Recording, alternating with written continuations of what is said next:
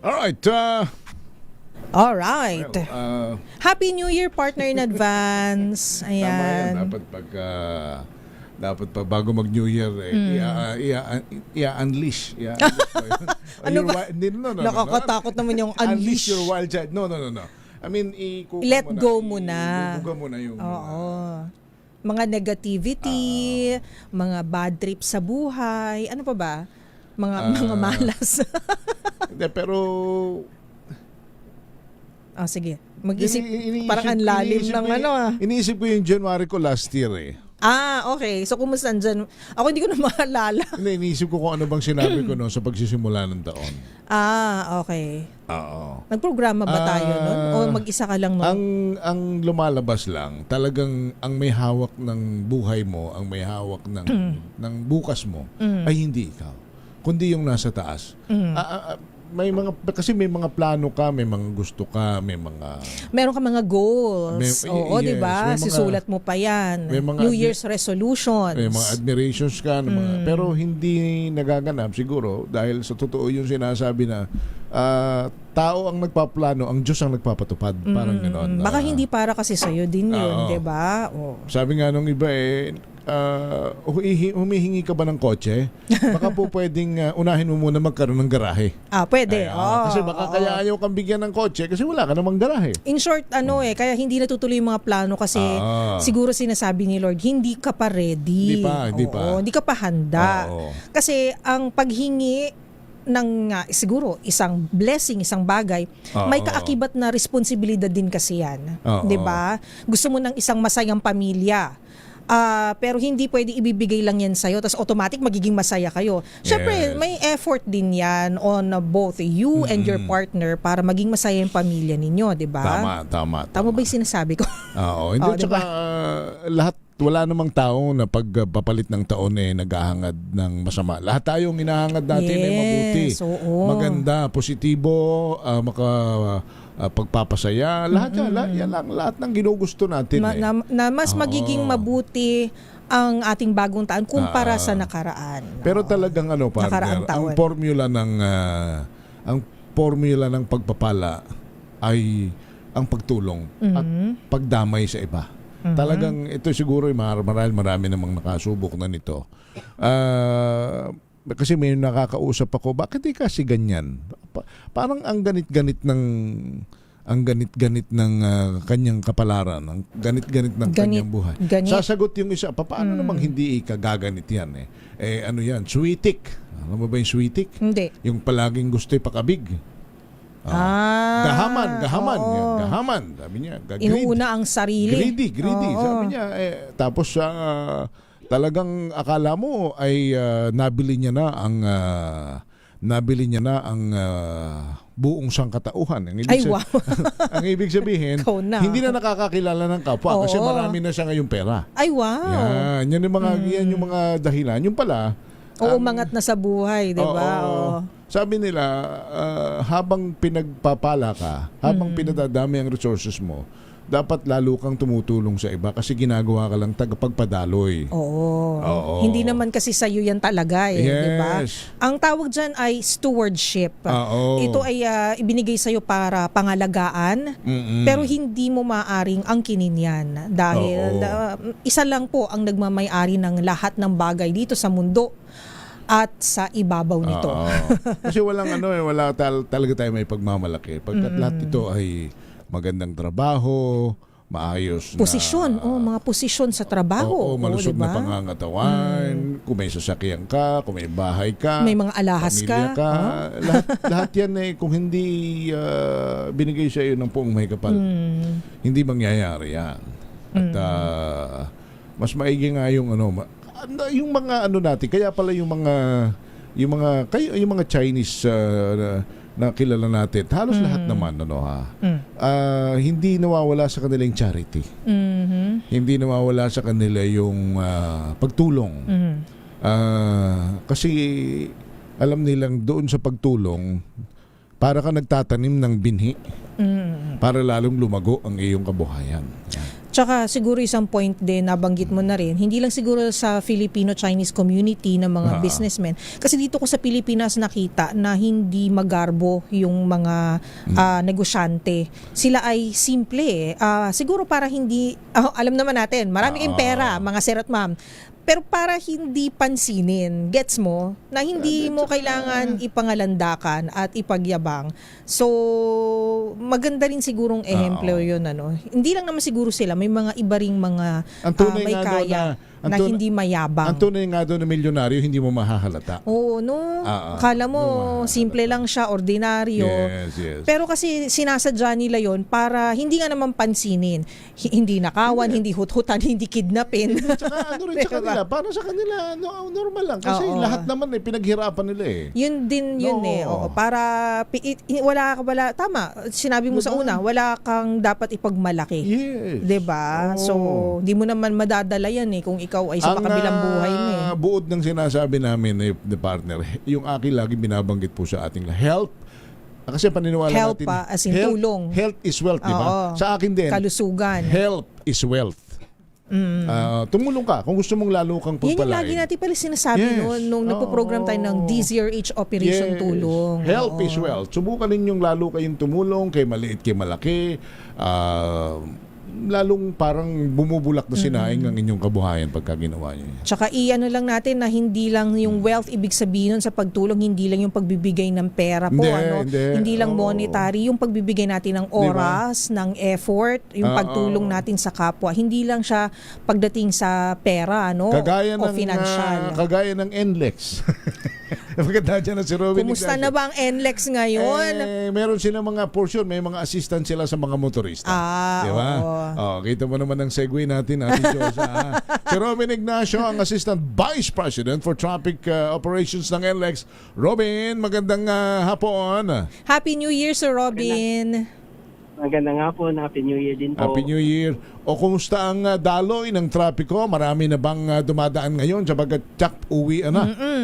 Dahil bukas ay holiday na. 31 naman yung iba ay maaaring nag-file na rin ang kanilang mga bakasyon. Tama po, Sir Henry, early this afternoon po, unti-unti na pong dumami na naman po yung ating mga kababayang bumabiyahe. In fact, itong papasok dito sa Balintawak Toll Plaza, nagkakaroon po tayo ng konting pagpila sa ating mga RFID lanes at mas mahaba pa rin po yung pagpila sa ating mga CAS lanes. Tapos dito rin po sa papasok ng Metro Manila, meron tayong slow-moving traffic po approaching Balintawak Cloverleaf. Sir Robin, nabanggit nyo yung... Opo, sorry po sir. Yung nabanggit nyo na RFID lanes, mas mahaba po yung cash lanes. Ibig sabihin, marami pa rin po ba ang walang RFID sticker? Yes, ma'am. Actually, pagka ganitong nagdadagsa, yung marami pong magbabakasyon, marami pa rin po yung hindi pa po naka-RFID. Kaya ang ginagawa po namin, nagdadagdag pa po kami ng mga collection points ng cash-paying motorist po natin. And yun naman pong mga RFID lanes natin, pagka humaba, ginagawa po namin ay nag-aangat na lang po kami ng control gate. Yun po, ang isa pa pong binabantayan natin, gusto ko rin po ipabatid sa ating mga bumabiyahe ngayon na binabantayan po natin. May mga dedicated po kami mga patrol ngayon na nagmamanage po ng traffic dito po sa may Bocaue Interchange. Kasi both directions, meron tayong pagbagal ng traffic kasi marami po yatang bumibili ng mga paputok ngayon. So, humahaba yung pila ng pa-exit po ng Bocaue both directions. Nako, okay. Pero maluwag pa, Robin, dito nga po sa may Bocaue, medyo... Dyan lang sa Bocaue. Bocaue po hanggang dito po sa paliko ng papuntang Connector Road, itong pa-southbound natin, Maynila. Ito naman pa-northbound, yung tail end po ng traffic po natin, slow moving is nasa more than 1 kilometer po yung haba. Alam mo, maganda rin yan sa papuntang norte. Ang dami mo nang madadaan ng alternative routes. Alternate routes, Robin, paglabas mo ng ng NLEX, Oo. Opo. Diba? Pwede pong mag-SCTEX or yung mga alternate routes po na papuntang norte, pwede na lumabas. Sir Robin, pwede ko po bambalikan yung dun sa Bukawi exit, ano po? Opo. Yung sabi nyo nagbabagal na po yung trapiko dun both lanes. Sa tala po ng NLEX, last year din po ba hanggang kailan magiging ganito po yung sitwasyon dyan po sa may bandang Bukawi? Opo, bagamat parang last year hindi po ganito karami po yung pumupunta ng Bukawi. No? Parang sa tingin po namin mas marami po ngayon. Pero yung araw po hanggang umaga po ng 31, meron pa pong nagpupunta Hahabol ng pa. Bukawi. Okay. Opo. So asahan po natin na pagbabiyahe po bukas at sa December 31, mayroon pa rin pong konting pagbabagal approaching Bukawi station po. Bukawi exit, sorry. Tama po, ma'am.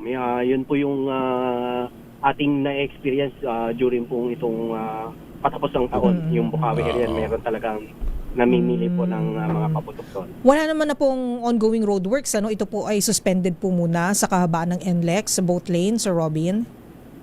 Yes, ma'am. Umpisa pa po nung December 19. Open po lahat yung ating lanes.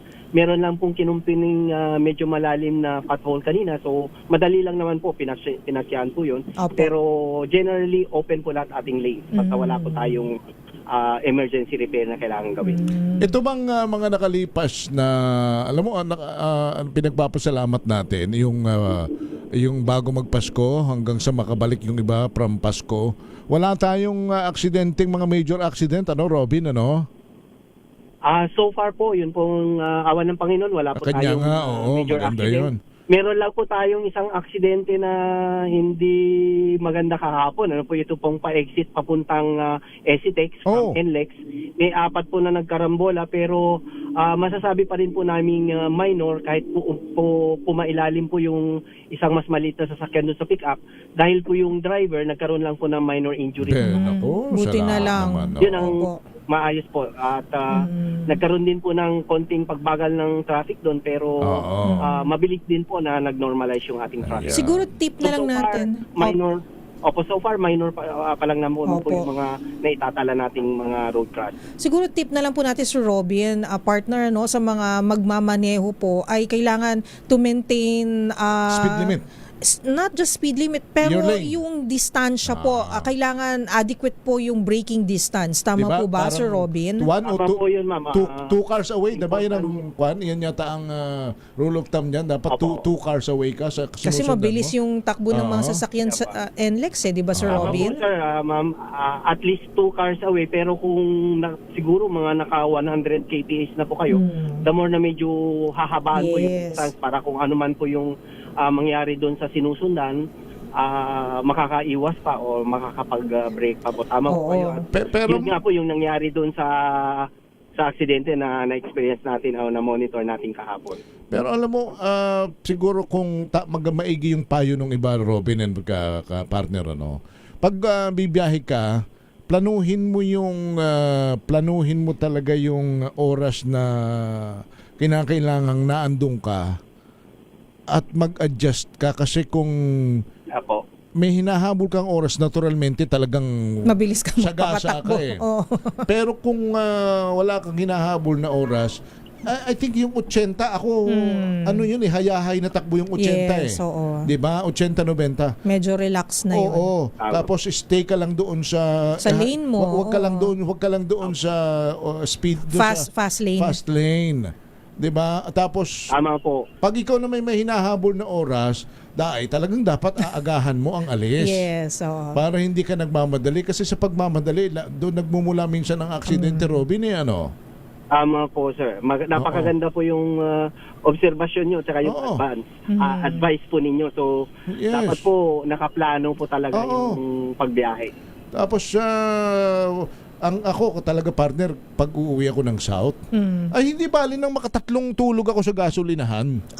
Stopover. Hindi, basta naramdaman ko. Basta naramdaman napagod ka na. Na ang mata ko at ang katawan ko gusto niyan kahit 10 minutes. Mahirap labanan kasi yan. Pinagbibigyan ko kasi yung split, tama Robin, no? Yung split seconds. Na maidlip ka. Ay, nako. Pag nag-flip yung biglang nag-sudden break ka, tapos meron kang kasunod, ay mayayari Yan, ka doon. aksidente. Oo. Speaking of stopovers, nabanggit na kasi ni partner Henry, Sir Robin, ilan po ba ang mga help desk po natin o yung kumbaga yung mga stasyon na maaari pong makahingi ng tulong yung mga motorista along NLEX sakali po na may aberya o meron pong problema?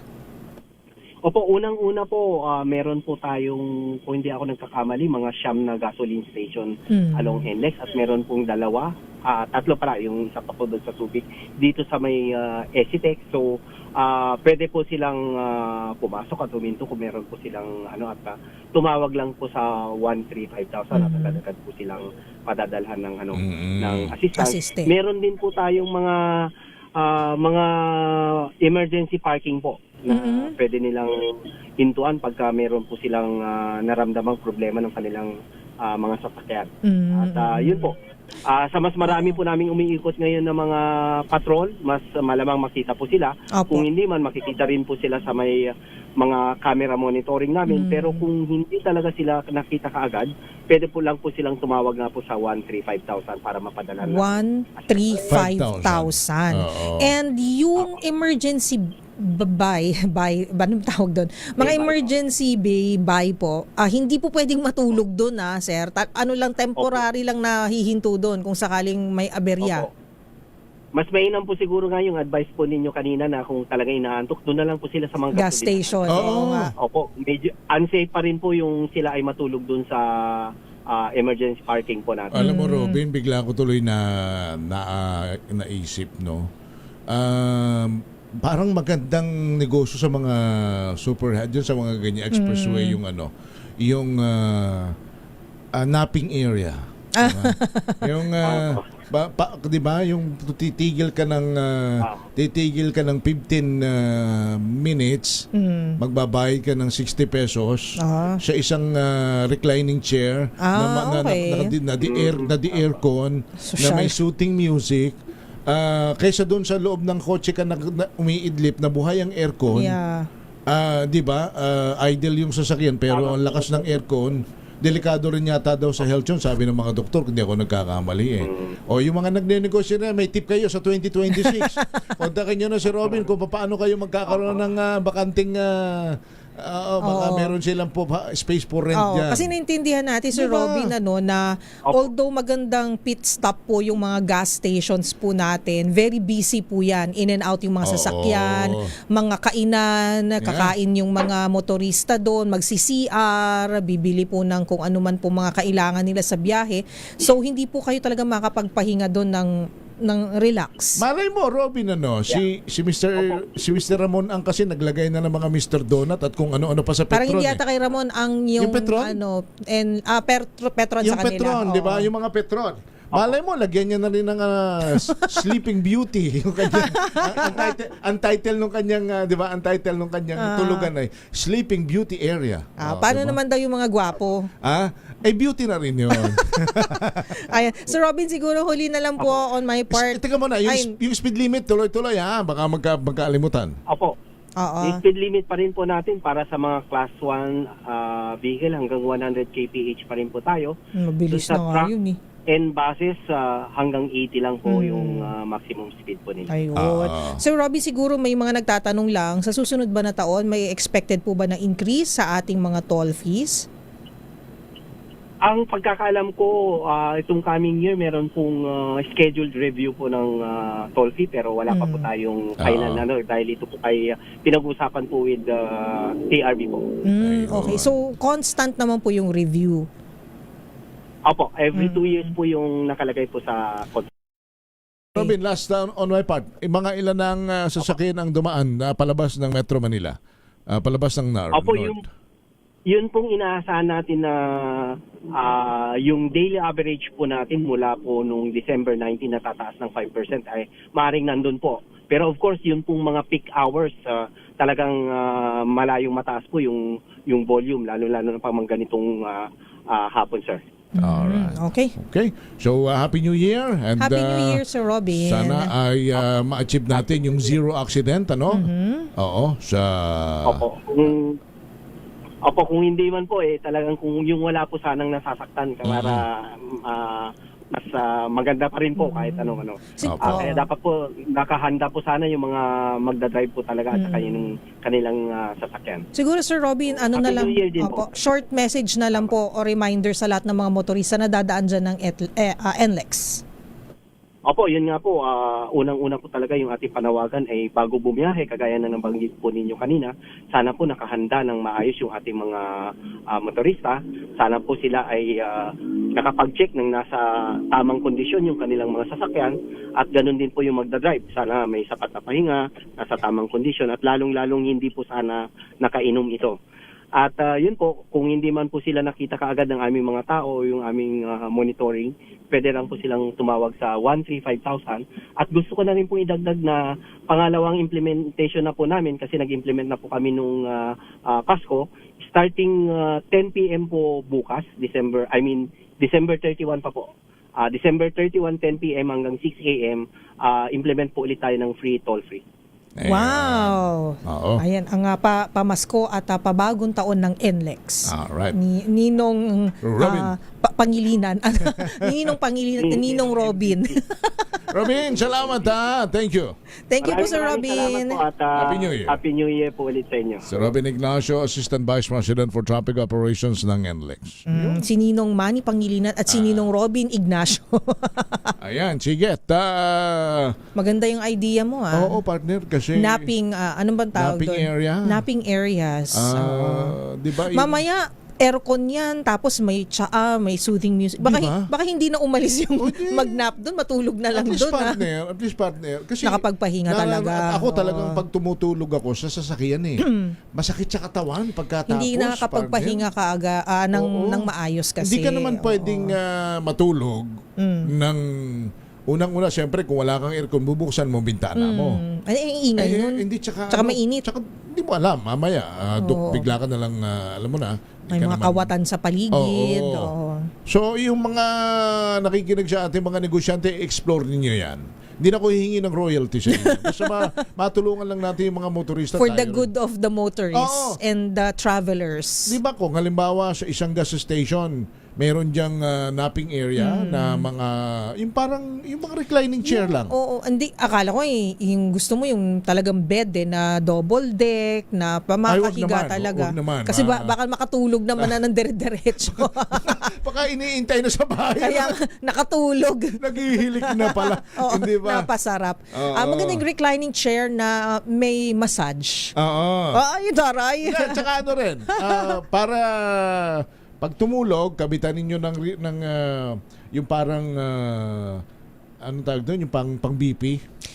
Bakit? Pag oras na lang igigising, iba-vibrate nyo lang yung braso. Para para magising na siya. Time na para magbiyahe. Sasabihin lang after 30 minutes. Ano mo na ako, gisingin mo na ako. I-alarm mo na. So ipoprogram mo yung ipoprogram mo yung nakakabit sa braso niya o sa daliri niya. Pagka after 30 minutes, magba-vibrate yun, magigising ka. Sa mga babae, Diba? gusto ko may libreng facial. Kasi pwede yun, 30 minutes, may facial ka na. Pag uwi mo sa inyo, ang ganda-ganda ng skin mo. Pwede naman yun, Porcelain skin. Gusto mo, may manicure, pedicure pa Diba? Mukha ka ng Koreana. Diba? Bakit ba hindi? Kung gusto mo mag-relax muna. Sayang yung oras Wala ka namang hinahabol na oras. Diba? Gusto mo, pagdating mo sa bahay, super fresh ka. Fresh ka. Diba? Ready to party. Oo. Sabi ng mga kapitbahay mo, Oo nga. wow, Henry, ikaw ba yan? Bakit nga sa mga gas station Bakit hindi kita nakilala? Bakit mga walang grooming area, no? Alam ko sa kanila. Walang magandang business sana yan. Ang daming business na kukuha rin nyo sa amin, ha? Sana gawin ninyo yan.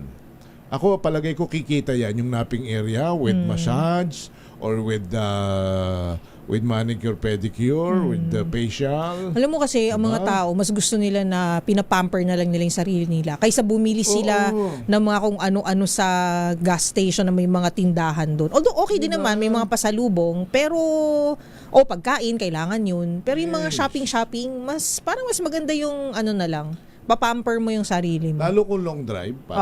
Kasi mo, pagod. Babiyahe ka Manila to Baler. Oh my God. Manila to Bicol. Ilang oras diba? yun? Manila to Bicol. Sakit sa likod nun. Mahirap. meron pang masahe. O, dapat Diba? may free massage. Yes. Kahit back massage man lang. Oh, hala, sige. At yung mga magninegosyo ng ganyan, pag nadaanan namin kayo, alam na namin Oo. kung sino ang nagbigay sa inyo ng idea. Pag si Karen biglang may nadaanan sa norte, Oo. na, uy, bakit meron ditong napping area with massage na? Parang Parang naalala ko to na naalala pinag-usapan ko to, namin to Pag nakadaan din ako sa South, salamat naman at Kami ang una yung customer. Oo. Sir, Mr. Ramon, yung Petron, lagyan ninyo niyan.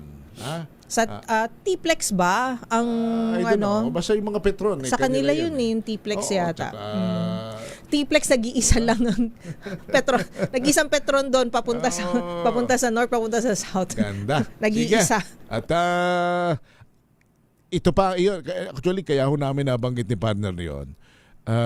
Lagi kong nababasa, bakit lagi ako nakakabasa ng wala, sa 10 daw na na yumaman, parang dadalawa ang yumaman ng dahil sa pagtatrabaho. Yung iba? Walo ay yumaman sa pagninegosyo. Oo. Totoo naman. Totoo naman daw yun. Kaya dapat sa 2026, mind your own business and be a business-minded person. Oh, wow. Okay yun. Akala ko mind your own business sa mga chismosa.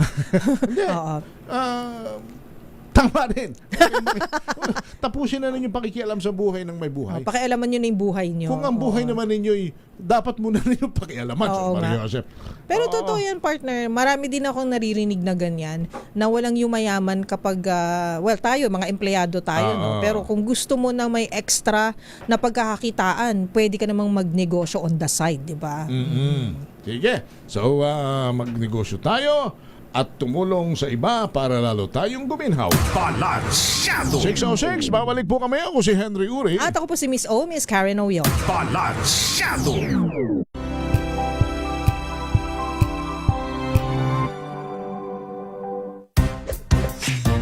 Tanggaling-galing mo Smart dishwashing paste ko Pritong ulam na masebo Plato o kaldero Tanggaling for everyday Ganyan pag smart ang dishwashing paste. May double tanggaling formula. Tanggalang sebo, tanggalang bakterya. Bahit para walang bahit Linis fantastic sa metal at plastic Number 1 ko to Tanggaling-galing mo Smart dishwashing paste ACS May nagbago.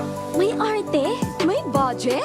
Akala nyo lang yon. So solid White Rose Papaya Wow White Rose White Rose Papaya Wow White Rose White Rose Papaya May glow up with White Rose Papaya. White Rose Papaya. May puti power times 2 kasi may papaya at niacinamide. May shea butter and tea tree oil pa. Kutis sulit ang glow up. Glow up with White Rose Papaya White Rose Papaya. Kutis sulit ang glow up. ACS Hello, Washi! Laundry day na naman! Yay! Anong meron? Mancha ng chocolate, putik, may libag pa! Kaya natin yan!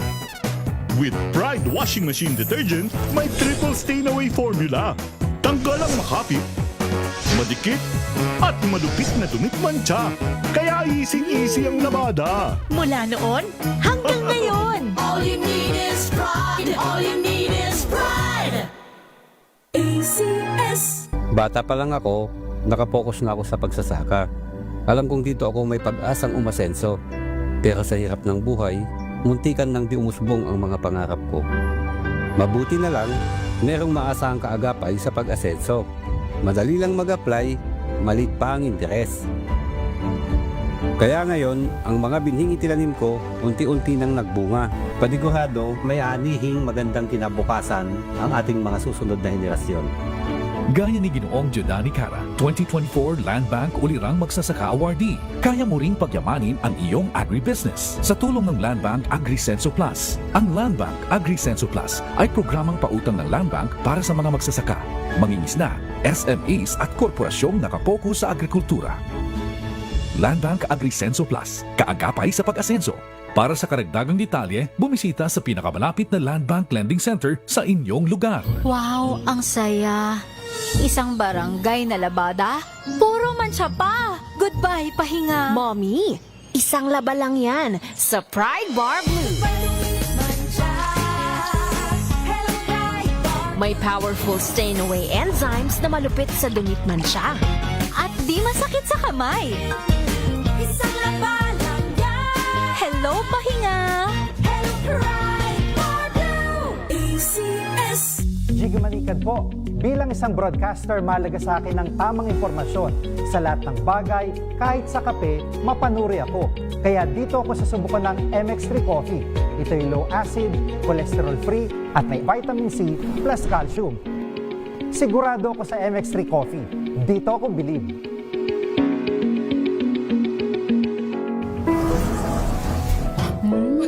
Amoy forever. Amoy LQ. Amoy New Calab Berry Blooms. Amoy kalat, amoy good vibes. Sa lahat ng bagay, simula pa lang, siguraduhing max protection na. Kasi pag kulang ang proteksyon, baka madaling masira. Sa ngipin, dapat may max protection din. Max sa alaga ng Unique Toothpaste. With Max Protect Formula, help stop cavities before they start, while keeping breath fresh. Try Unique Maximum Fluoride Protection. Para max alaga, max protektado. ACS. Amoy forever. Amoy LQ. Amoy New Calab Berry Blooms. Amoy kalat, amoy good vibes.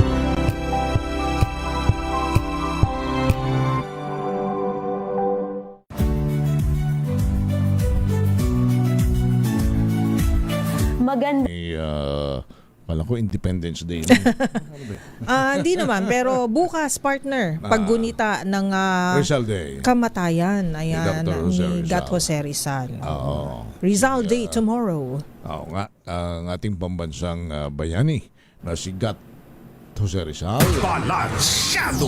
Teka muna, ulitin lang ho natin sa NLEX, mayroon pang speed limit at may mga assistance sila riyan. Asahan daw ho yung traffic sa Bukawi. We're establishing also contact sa SLEX, baka meron tayong matawagan Ate Josa sa SLEX. Balansyado! Samantala, dumako muna tayo sa mga report. Issue ng korupsyon sa 2026 budget nakadepende sa implementasyon ng Malacanang ayon kay Senate President Tito Soto. Balita mula kay Raymond Dadpaz, RH number 28. Raymond. Nakadepende sa pamamaraan ng implementasyon ng mga ahensya ng gobyerno para masabing corruption-free ang 2026 national budget. Ayon kay Senate President Vicente Tito Soto III, ginawa nila ang lahat para ipakitang mas transparent ang pagbalangkas ng 2026 national budget na nagkakalaga ng 6.793 trillion pesos. Ngayon ay nasa kamay na ng mga ahensya ng gobyerno ang bola kung paano ito ipatupad. Sabi ni Soto, kikilos ang Senado upang bantayan ang paggastos ng pondo sa magitan ng oversight functions nito. Kung kailangan ay regular ang gagawin na pagpupulong ng Senate Committee on Finance para mabantayan ang mga ahensya ng gobyerno na may malalaking pondo, lalo ng mga ahensya na may mga controversial issues. Sa report ni Senador Sherwin Gatchalian bilang chairman ng Senate Committee on Finance, ay 3 sektor ang nabigyan ng prioridad sa 2026 budget. Ito ay ang edukasyon, health at agriculture. Narito si Senate President Tito Soto. Well, it depends on how it's implemented, but we will be exercising oversight functions over it, so that we can at least try to achieve that particular percentage of anti-corruption. Ito si RH28 Raymond Dadpaz para sa DZRH, una sa Pilipinas, una sa Pilipino. Maraming salamat Raymond Dadpaas. Samantala, kasintahan ng missing bride-to-be kasama sa sumundo sa kanya sa Season Pangasinan. Ayon sa QCPD, RH5 Val Gonzales, ibalita mo yan Val. Miss Karen, pasado alas 4 ngayong hapon nang makarating sa Season Pangasinan ang mga pulis at pamilya na susundo sa nawawalang si Sierra Diwandha. At ayon kay QCPD spokesperson Major Jennifer Ganaban, kabilang sa mga sumundo ay ang groom-to-be na kasintahan ni Sierra na si Mark R.J. Reyes. Matatandaang si RJ ay walang tigil at tuloy-tuloy sa paghahanap kay Shera matapos na hindi matuloy ang kanilang kasal nang ito'y maglaho noong Disyembre 10. Sabi ni Major Gannaban, ngayong araw nang makatanggap ng tawag ang pamilya ni Shera mula sa isang concerned citizen na nakakita sa kanya sa bayan ng Sison. Dahil sa magandang development na ito ay tinuturing na ngayon ng QCPD na case closed na ang misteryoso at malateleseryeng kwento ng missing bride-to-be. Narito si Major Gannaban. Yes po, since yung incident na reported po sa atin is missing bride-to-be si Miss Shera dahil nakita na po siya, case closed na po ito. Sa ngayon ay nagkakabiruan ng mga mamamahayag na nagko-cover sa Campo Caringal sa Quezon City kung matutuloy na ba ang naudlot na kasal na nina Mark R.J. Reyes at Shera Diwan. Ako si Gonzales. Yes, Henry. So, magkasama na sila o hindi pa nagpapangita yung magkasindahan? Hindi pa makumpirma kanina nitong si QCPD spokesperson Major Jennifer Gannaban dahil yan din yung tanong namin kung nagkita na yung dalawa. Pero ngayong oras na ito, magagabi na Henry, malamang dahil 4:29 p.m. nang makarating sa Sison Police Station yung mga tauhan ng QCPD, malamang at malamang nagkita na ang matagal na hindi nagkita. May mga info ba kung saan siya tumuloy doon? May kamag-anak ba siya roon? Nagpalaboy-laboy lang? Anong kwento? Yan ang hindi pa masagot ngayon ni Major Gannaban dahil limitado pa lang yung mga impormasyong hawak nila dahil ang ipinagtataka nila, hindi rin nila masagot pa sa ngayon dahil yung concerned citizen, kung ito bang concerned citizen na ito, ay yun yung kumupkup sa kanya habang siya ay pinaghahanap o nakita lamang siya ng isang beses at ipinagbigay alam dun sa mga otoridad. Yun yung isa dun sa tanong na yun dahil ang isa pa sa pinagtataka, Henry, na mga tauhan ng QCPD ay itong si Shera Diwan ay hindi naman ipinanganak dyan sa bahagi ng Northern Luzon, kundi siya ay taga Romblon. Ang tanong, paano siya napunta sa bayan ng Sison sa Region 1? Yan yung masasagot kapag dumating na dito sa Quezon City, particular na dito sa Campo Caringal, itong matagal na binaghahanap na gising bride-to-be. Sige, at abangan natin kung kailan matutuloy ang pulot gata. I have a feeling hindi na matutuloy, Val. Huwag naman. Ang itinatanong nga ngayon na Henry at Miss Karen ng ilan dun sa mga mamamahayag kay Major Gannaban kung papayag ba siyang maging ninang. Ano ba yan? Ay, pagka in-invite ka na maging ninang, bawal humindi. Diba? Bawal humindi. Bawal humindi yun. Bawal tumanggi. Para nang sa ganon, kung yung ninong at ninang nila ay isang miyembro ng PNP na magsisilbing ito na yung pangalawang magulang, ay mapagsasabihan itong sisira na wag nang lumaya. Tama.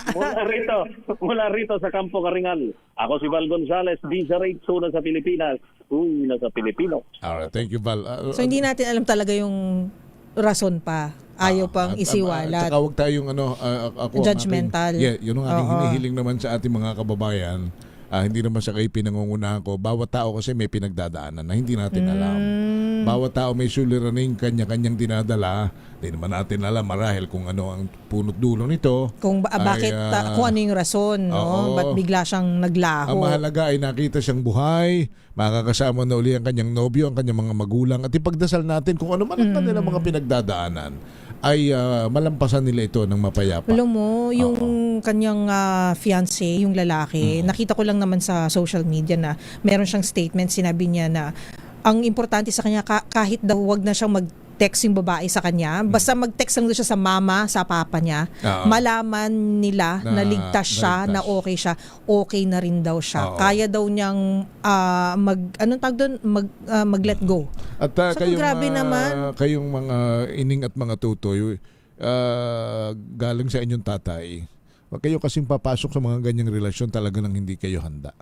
Nang hindi kayo sigurado. 100% sigurado. At pag pinasok ninyo yan, inyong pangangatawanan. Huwag kayong papasok sa balag. Alanganin, huwag kayong papasok. Kung hindi nyo kaya, huwag.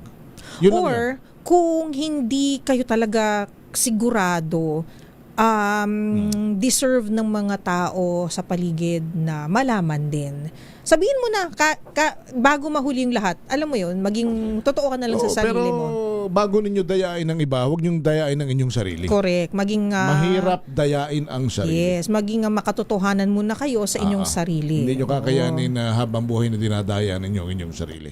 Samantala, Marikina PNP nagsagawa ng feeding program sa mga PDL ng BJMP. Noche Kakas Noche. Ayang Henry at Miss Kay, tuloy-tuloy ang programa ng Marikina City Police Station sa pagbibigay ng saya ngayong Kapaskuhan. Patuloy na itinataguyod ni Marikina City Chief of Police Colonel Jenny Tecson ang diwa ng Pasko kung saan bukod sa gift giving sa mga senior citizen, pinuntahan ng opisyal ang mga persons deprived of liberty o PDL sa male dormitory ng Bureau of Jail Management and Penology.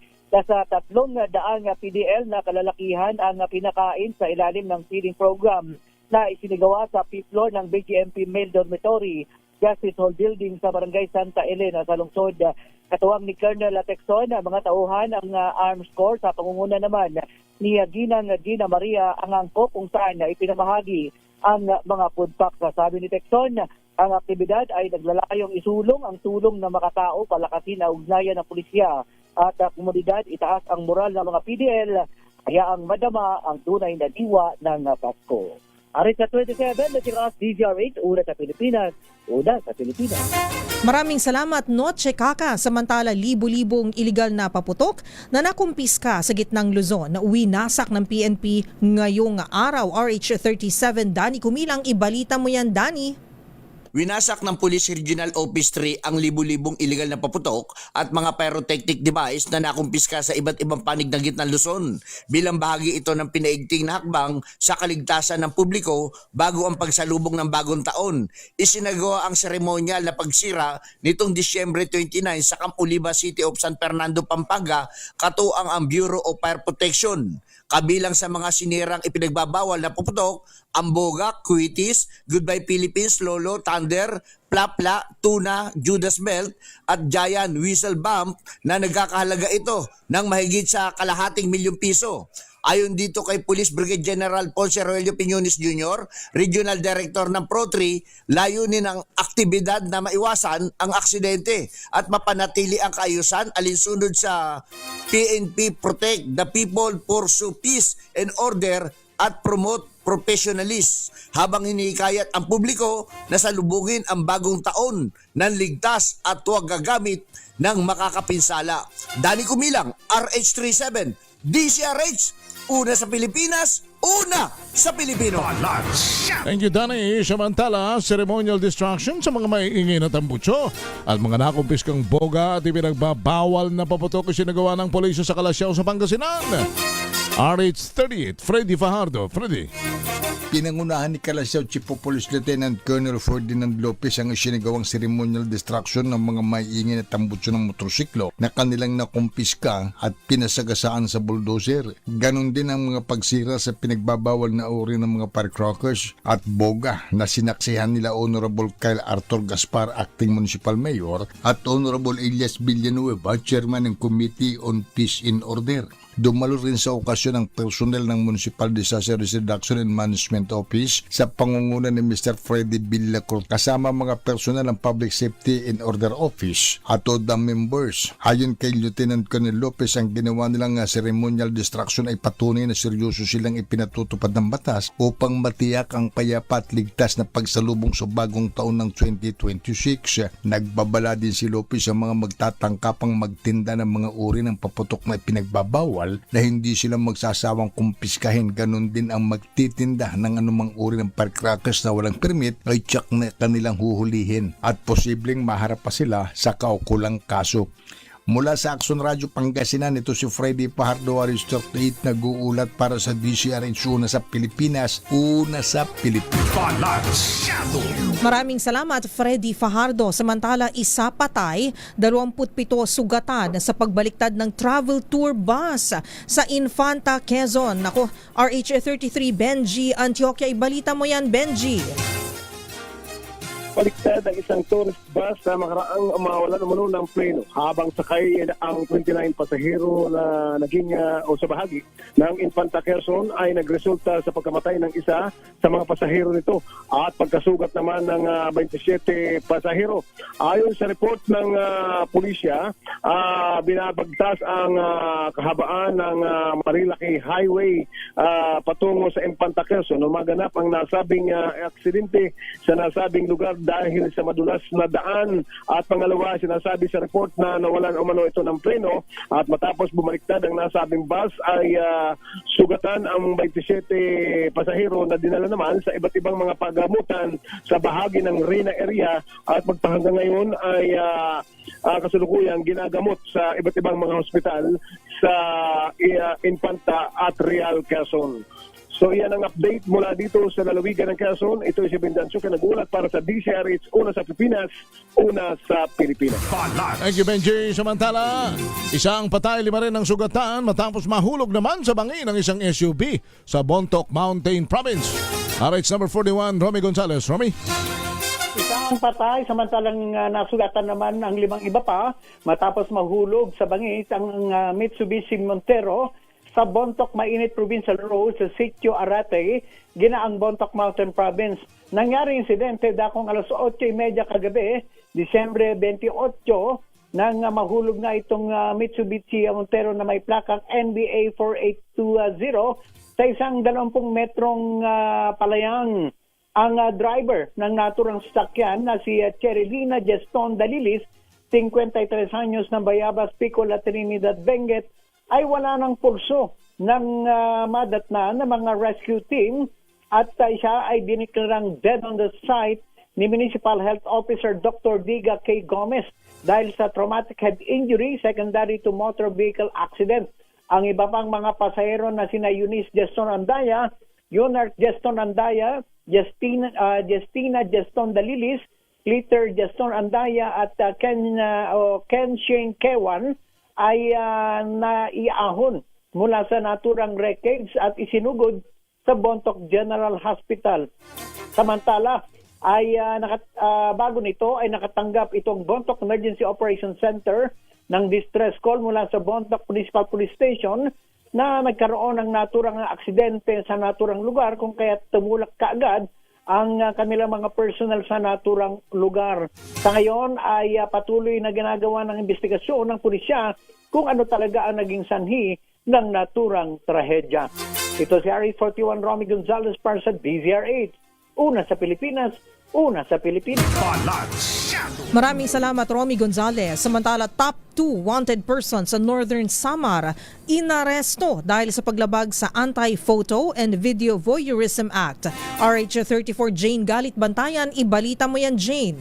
Arestado ng mga pulis sa Northern Samar ang itinuturing na top 2 most wanted person sa lalawigan matapos ang 2 taon na pagtatago. Kasama sa mga humuli ang Las Navas Police at nadakapito sa Barangay Bulao na naturang bayan. Ayon sa report ng PNP, ang naaresto ay isang 29 na taong gulang residente na nasabing barangay o ng nasabing bayan. Humaharap ito sa kasong paglabag sa Republic Act No. 9995 o Anti-Photo and Video Voyeurism Act of 2009.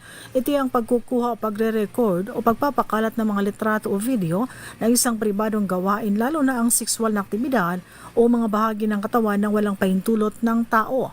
Inaresto ito sa bisa ng warrant of arrest na inisyu noong August 30 taong 2023 pa mula sa Regional Trial Court at Judicial Region Branch 21 Lao ang Northern Samar. Ang korte naglagak ng piyasa na nagkakalaga ng 60,000 pesos para sa pansamantalang kalayaan ng nasabing akusado. Ang nasabing suspect dinala sa Las Navas Municipal Police Station bago muling i-turn over o iharap sa korte. Mula sa Aksyon Radyo Katarman, RH34 Jane Galit Bantayan ng DZRH. Una sa Pilipinas, una sa Pilipinas. Thank you, Jane. Mga balita po yan sa probinsya. Samantala, dumako naman tayo sa mga balita mula sa ibaing dagat. China, nagsagawa ng military drill sa paligid ng Taiwan matapos ang pagbibenta ng armas ng Amerika sa naturang bansa. Balita mula kay Jackie Resha. Jackie? Nagsagawa ng joint military drill ang Air, Navy at Rocket Troops ng China sa paligid ng Taiwan ngayong araw. Ito umano ay isang malaking babala ng China sa Taiwan at mga external interference forces. Bagamat hindi binanggit ng China ang anumang bansa, ang kanilang drills ay isinagawa matapos lamang ang isang malaking arms deal o pagbebenta ng armas ng Estados Unidos sa militar ng Taiwan. At ang pahayag ni Japan Prime Minister Sanae Takaichi na posibleng masangkot din ang kanilang bansa sa sigalot nila kung magkakaroon ng pag-atake ang China laban sa Taiwan. Nananatili namang nakaalerto at nakahanda ang puwersa ng militar ng Taiwan sa anumang posibilidad kasunod ng military drills ng China malapit sa kanilang teritoryo.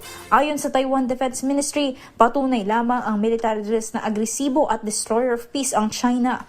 Una na ring nagpahayag ng pagkabahala si Pangulong Bongbong Marcos sa posibilidad ng pagkakasangkot ng Pilipinas sa tensyon sa pagitan ng Taiwan at China, lalo't malapit lamang ang kanilang teritoryo sa ating bansa at marami ring Pilipino ang naninirahan at nagtatrabaho sa bansang Taiwan. At yan ang balita mula sa ibayong dagat. Ito si Jackie Resio ng DZRH, una sa Pilipinas, una sa Pilipinas. Maraming salamat, Jackie Resio. Samantala, sa balitang showbiz, Harry Styles sinurpresa ang fans sa Forever Forever, unang music release sa loob ng 2 taon. Ibalita mo yan, Josa Cruzat.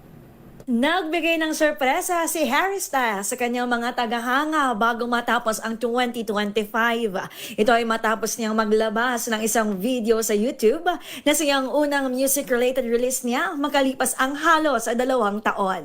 Pinamagatang Forever Forever tampok sa 8 minutong video ang mga tagahanga na dumalo sa huling bahagi ng Love on Tour concert ni Styles sa Reggio Emilia, Italy.